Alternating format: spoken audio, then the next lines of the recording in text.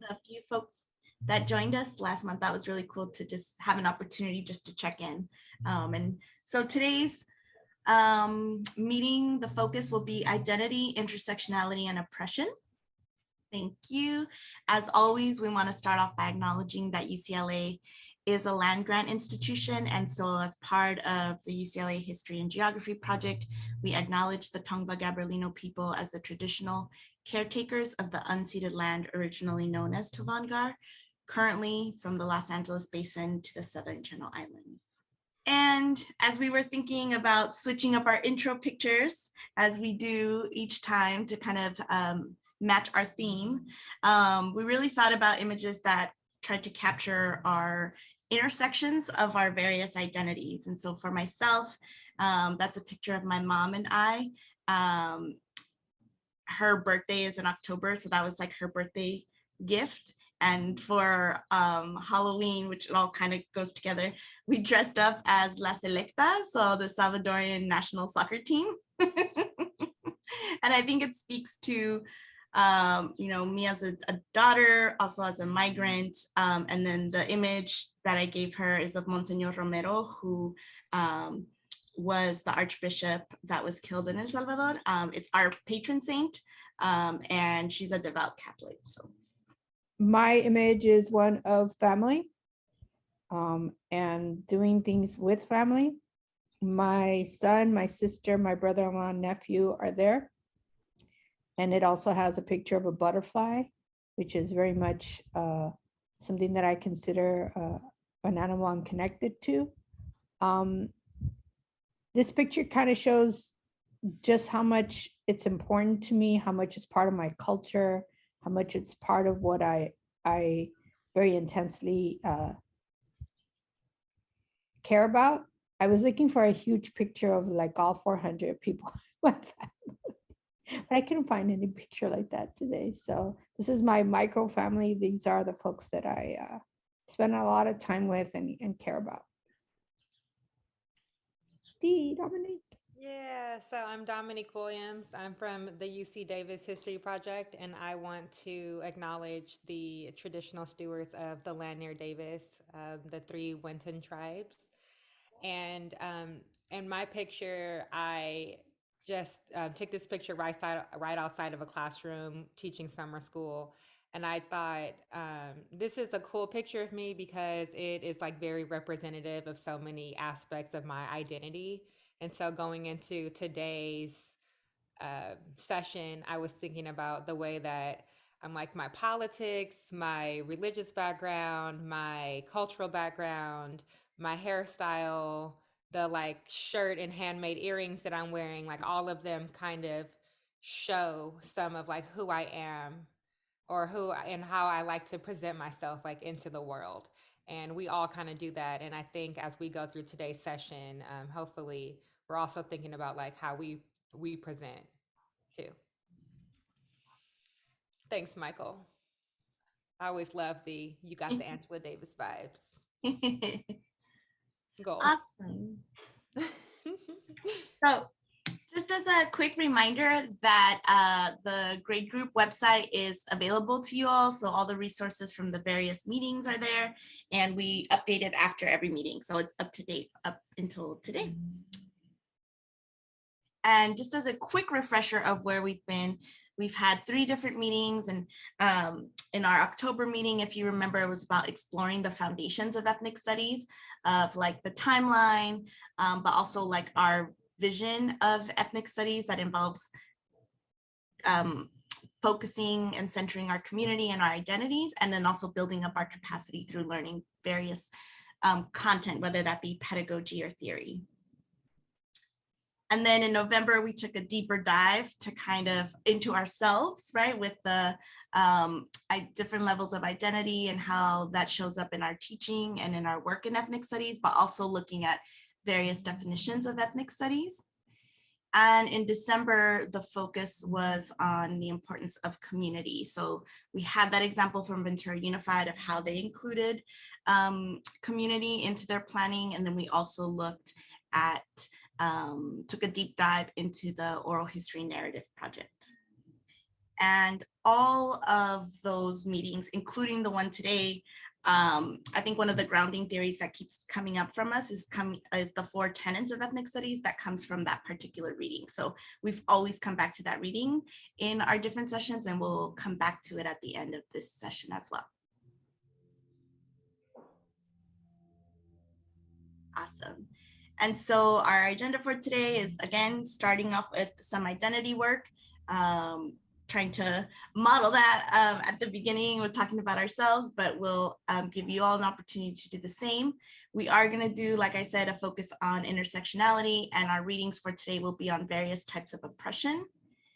And then we'll have an opportunity to, with various examples, apply how we're seeing the various types of oppression show up. So we know we wanted to definitely spend some time here because we know that oppression is this like nebulous term for a lot of folks and just youth and the various types of oppression. And so we wanted to hold space for exploring that deeper. And so to get us into this, we want to start off with an identity map activity. So I realized that it says on a sheet of paper, so I kind of want to maybe do a baby demo because it might be oddly hard to understand what I'm trying to say here. But social identities may be ascribed or prescribed. They could be physical, social, and mental. Sometimes they're obvious, sometimes they're not obvious. And in this identity map activity, you're going to think about yourself. So what I would do with my students is have like me in the middle, and then I would maybe draw like a little web that's like these other, whoops, let me unblur my background.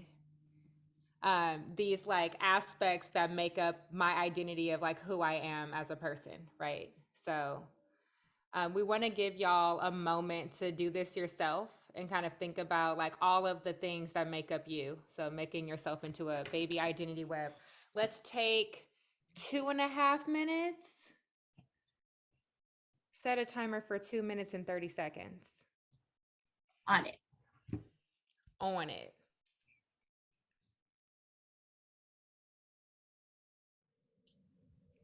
I can definitely admit that I did not set a timer for 30 seconds. So now I don't know if it's been 30 seconds, but it feels like maybe it was 30 seconds. Michael is good. So that's the most important thing here. We are going to turn our attention to the next slide. And we have a series of identity lenses that we want ourselves to be thinking about, like as practitioners, how do we see and like conceive of identity? And so we're going to get into breakout groups, and with your breakout partner, you're going to share you're going to share your responses to some of these questions, and we specifically bolded question 4, 9, and 10 as questions that we would like you to discuss in your breakout group. So question 4 says, what part of your identities are you least comfortable sharing with other people? So kind of leaning into some of the discomfort around identity. And then what part of your identities do you feel face oppression, discrimination, or marginalization for? I said that really weird, but I'm sorry. Okay, so we're going to get into those groups or with our partners. And then you'll have 6 minutes in there. So 3 and 3. So I'd like to hear a little bit about how those discussions went in your groups and like what came up for you. Um, I think that's where we are. That's where we are. So how did that go? Diane, do you want to share? I was talking with, and I've got to try to remember names here. I was talking with Michael, and I think it went really well. We were able to, we didn't get all the way through because we know how we can all talk as teachers. Me included. Believe me, I'm the first one to admit it.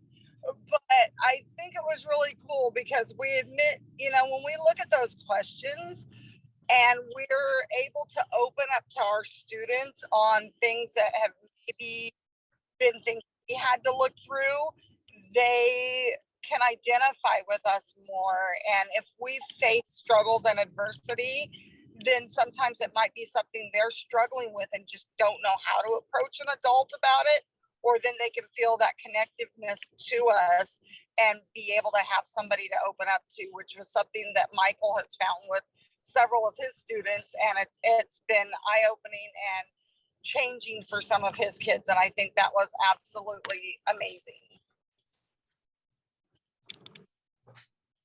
Thank you for sharing that, Diane. Welcome, Chelsea. And I don't want to miss the opportunity to ask if anyone else would like to share.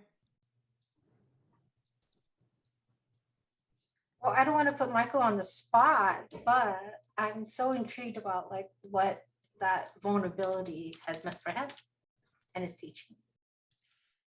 Oh, you know what? Michael definitely put a message in the chat that he was going to step away for like 2 seconds. I saw the chat, and then like 2 seconds passed and I forgot. So Okay. we're going to move on to the next slide, slide 11, which gets at the concept of intersectionality. And so, Chelsea, would you mind reading this slide? Oh, actually, I'm so sorry. I definitely skipped slide 10. Thank you, slide DJ. Okay, so the one, I'm gonna have to move you over here. So I have 2 screens, but I need one to be big so that I can actually see the words. Okay, so the one that is there's no hierarchy of oppressions. Mm-hmm. Okay. Oppression causes deep suffering, but trying to decide whether one oppression is worse than others is problematic. It diminishes lived experiences and divides communities that should be working together. Many people experience abuse based on multiple social identities. Often, oppressions overlap to cause people even more hardship. This overlapping of oppressed groups is referred to as intersectionality. Legal scholar Kimberly Crenshaw coined the term in the 1980s to describe how Black women faced heightened struggles and suffering in American society because they belong to multiple oppressed social groups.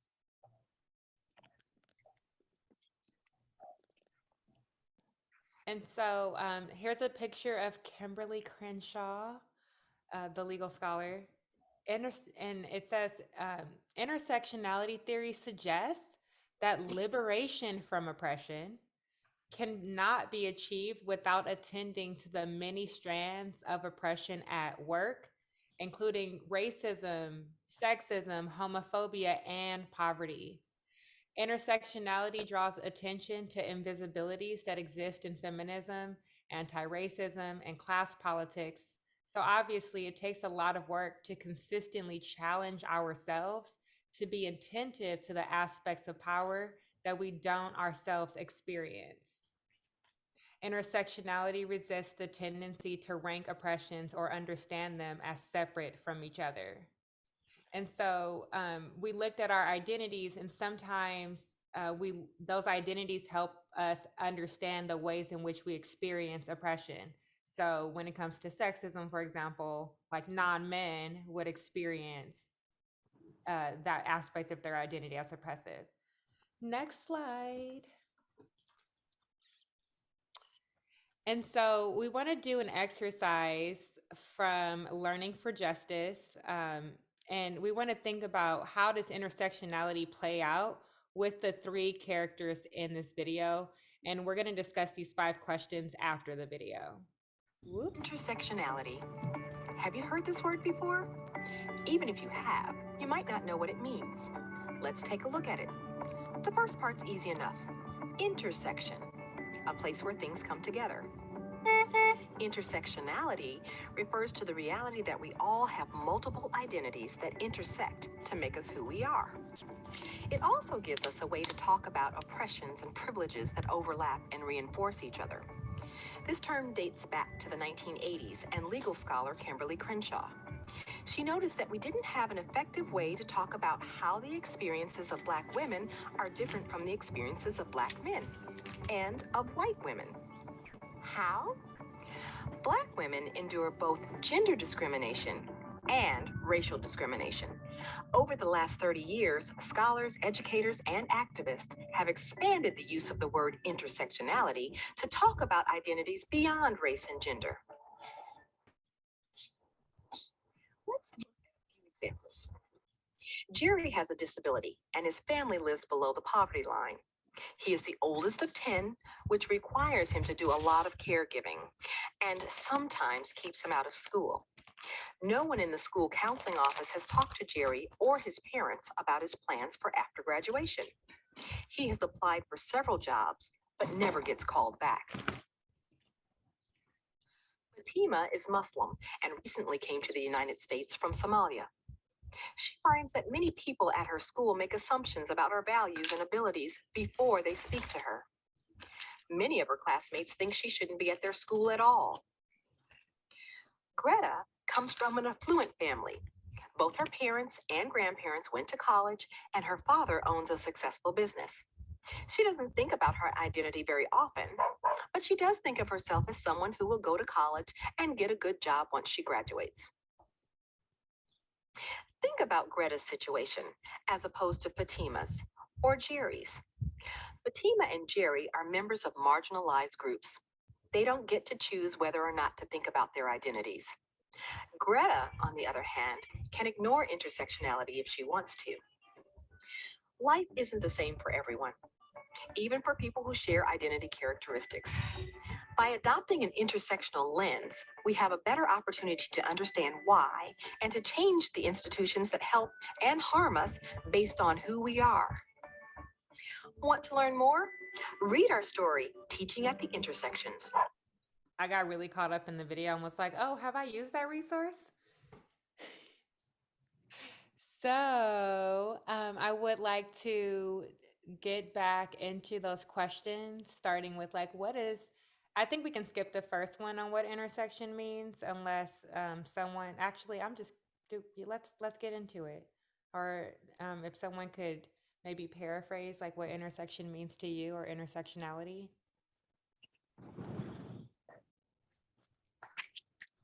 So there's many layers or axes to our identities, and we can be privileged or oppressed on each one.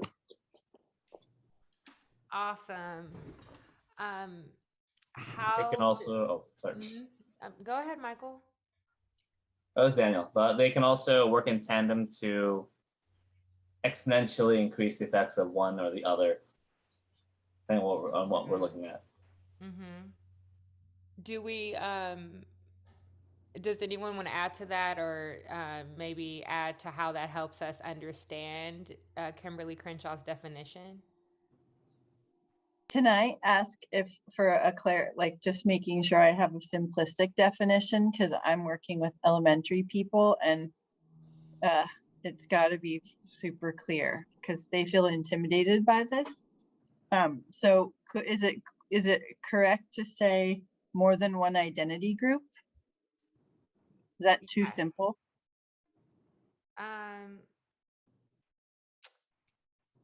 I would say it's the different groups that we belong to. Okay. So, places, times when different groups that we belong to come together, right? And specifically how our power and privilege is related to our aspect of identity. Because I think one thing that got really trendy recently was folks calling things intersectionality, but without the power and privilege analysis, it's not intersectionality, it's just identity. I don't know if any of my colleagues want to add anything to that. Okay, so what were two elements of Jerry's intersecting identity? So he has a disability and he is part of a family that's below the poverty line. So he's dealing with classism. And then what about Fatima's? Female and, well, there's female, religious, and of a different culture, racial. Ooh, thank you, Thwin and Daniel and Chelsea. We love to see it.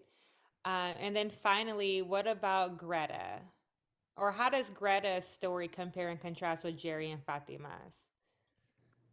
So Greta's story illustrates what Daniel was talking about. She is a woman, and so she may deal with oppression on that axis.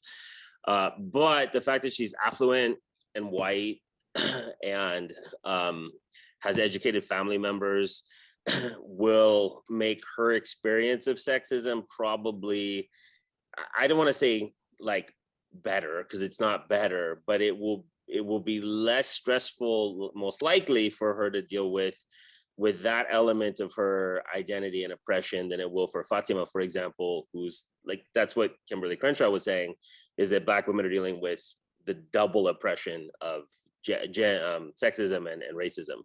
So Greta's position as a member of that oppressed group is ameliorated somewhat, or mitigated, I think is the word I wanted all along, by her other areas of privilege. Just like I have a disability, but I'm privileged in just about every other axis. And so like the fact that I'm educated and have a steady income from a professional job gives me access to healthcare.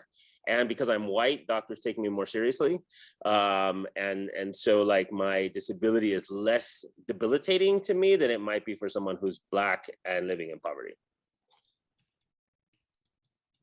Excellent like analysis and personal self-reflection, and like that is definitely what we hope happens when we engage in a process like this, that we're able to see our own positionality with power and privilege, and then also feel empowered like with all the things that you shared about yourself that play a role in how you navigate the world, right? And then you can also leverage your own experience as a disabled person navigating the world in a way that maybe other disabled people don't have access to, or don't have as much privilege as you have to do. So thank you so much for like, going there and personalizing it and sharing that deep work that you've done on your own with all of us.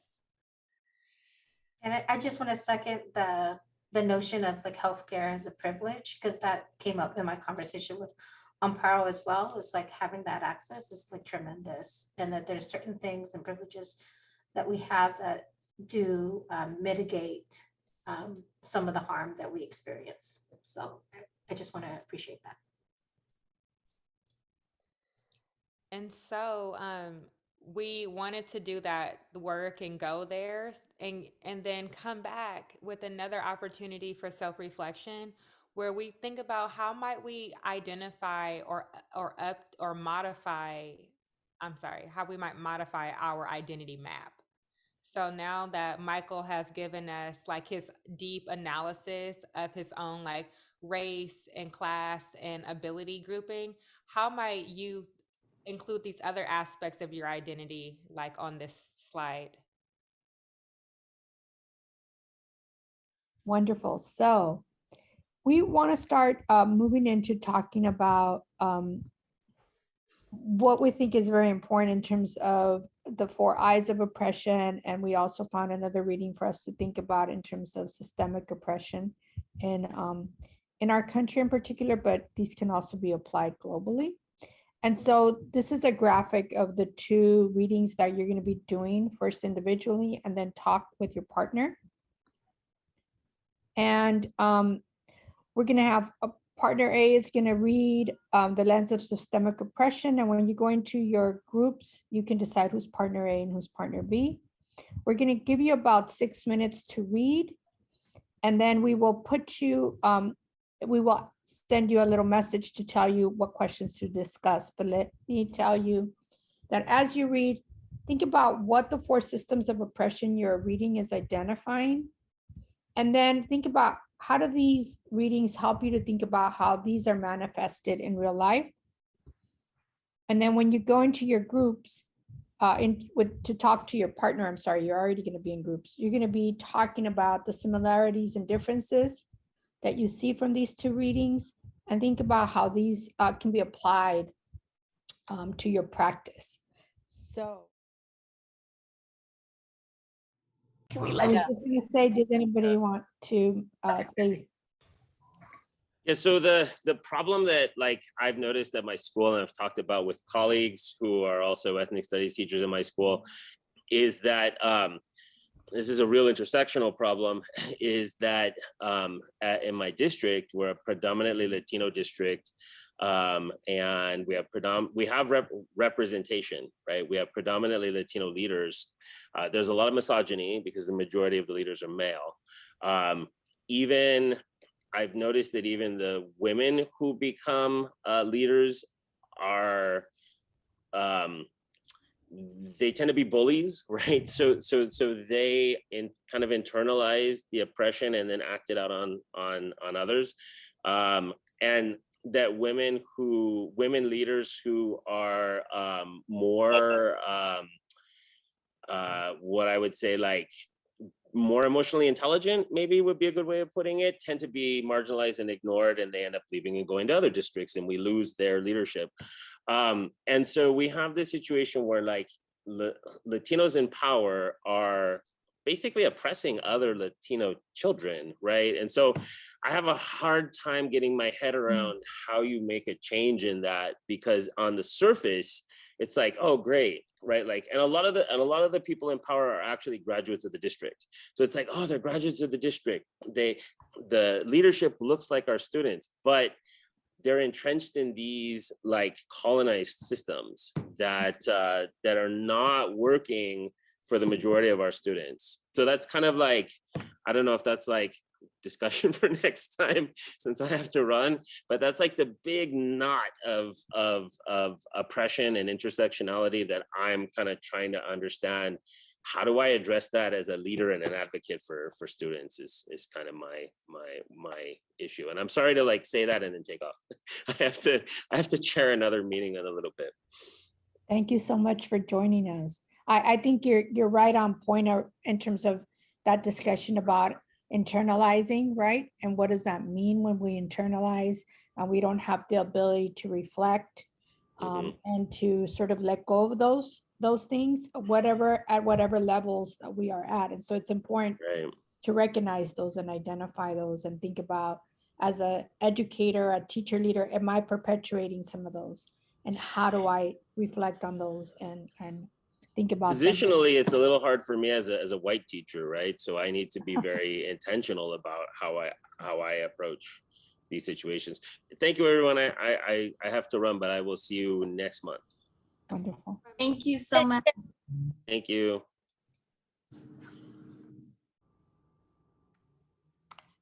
Perfect. Well, I think that was really great, because what Michael was essentially asking us to do is kind of like work through like, how do those different types of oppression show up in our lives, right? And so I think that's a really good kickoff to the next component that we are trying to do. So with that idea in mind, we are definitely, we wanted to give you all an opportunity to go back into some breakout rooms and have an opportunity to engage with one of the videos. So you don't have to do both. I'll drop this in the chat right now. But I love that problem of practice that he brought up. So I definitely want to make note of that and bring that up at our next meeting for sure. I think if we're going to offer some ideas, he should be in the room. So, but yes, so the idea is that we watch either breakout room 1, we'll watch the video on the left, or breakout room 2, we'll watch the video on the right, and try to make sense or apply, like, what are the different types or the various types of oppression that you're seeing raised in the videos. Because I think from the readings, you saw that there was several different types of oppression that were being brought up. So let me recreate the breakout rooms, because now we only need 2. We are running out of time, so I thought if there's maybe one person who would like to comment about some of the things that you noticed in the video, we could maybe have like one short share.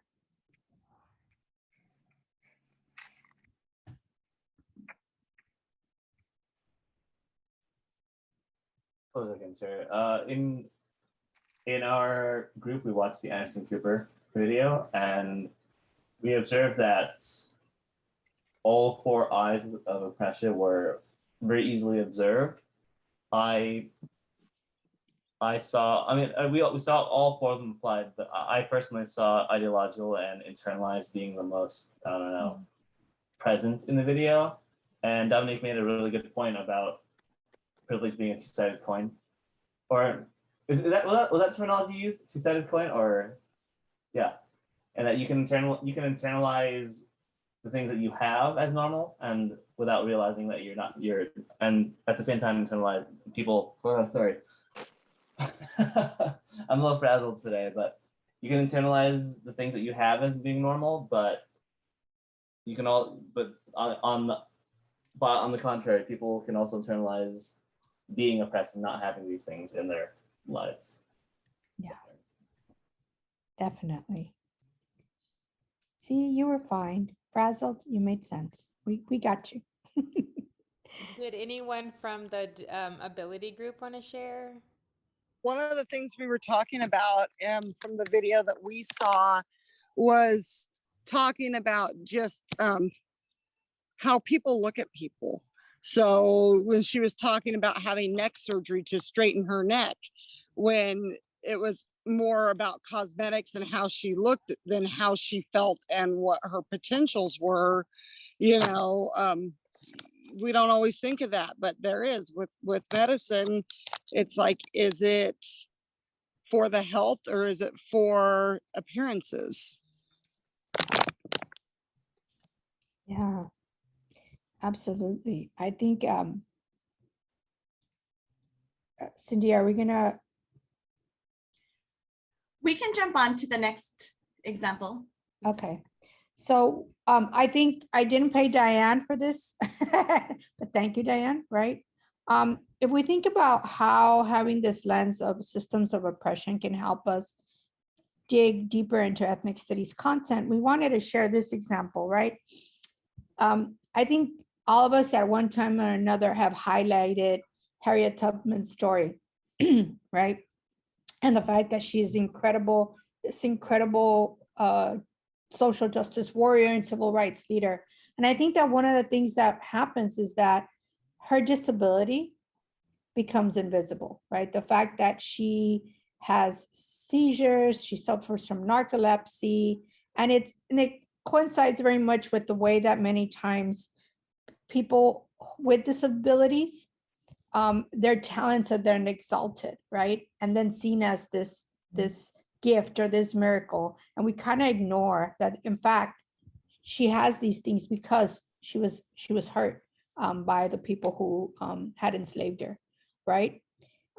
She does all this incredible work. And if you think about all these ideas of intersectionality for her, she's a disabled woman, she's a veteran, right? We talked about medical treatment. She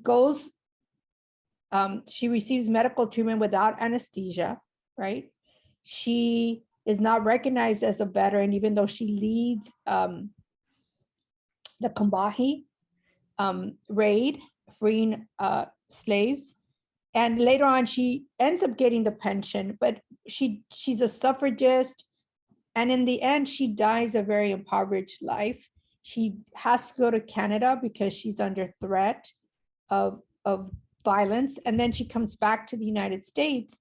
And there's all these other pieces and parts about her life that we don't discuss. And we wanted to highlight, in particular, this Harriet's and her connection in terms of disability, because if any of you have been doing or looking at the BLM Week of Purpose, disability rights, and that is intersectionality with African American and Black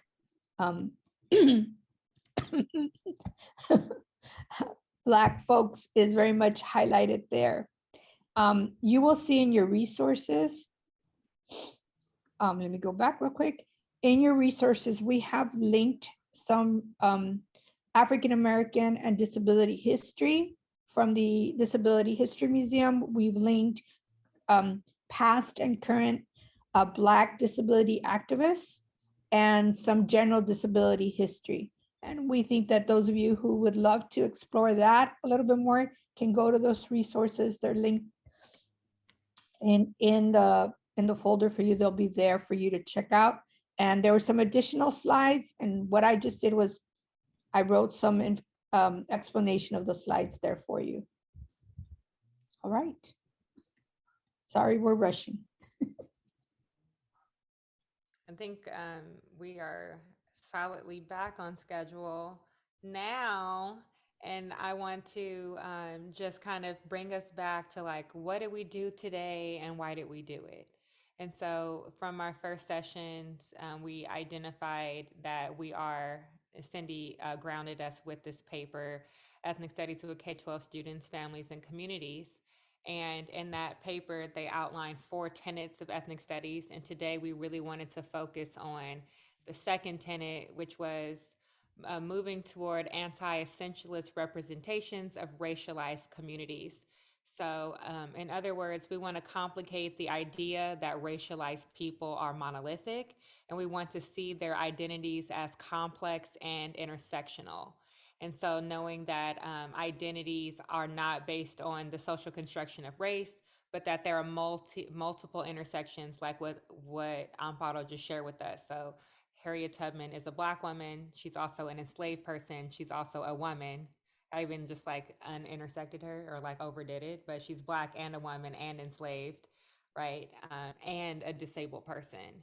And so hopefully when we're teaching like a historical figure, we're able to complicate who they are and their dynamics, and also help students make connections to other struggles that maybe they don't always see that person situated in. So if we saw Harriet Tubman as an abolitionist this whole time, yay. And if we can also see her as a champion disabled person, like that could be dope too.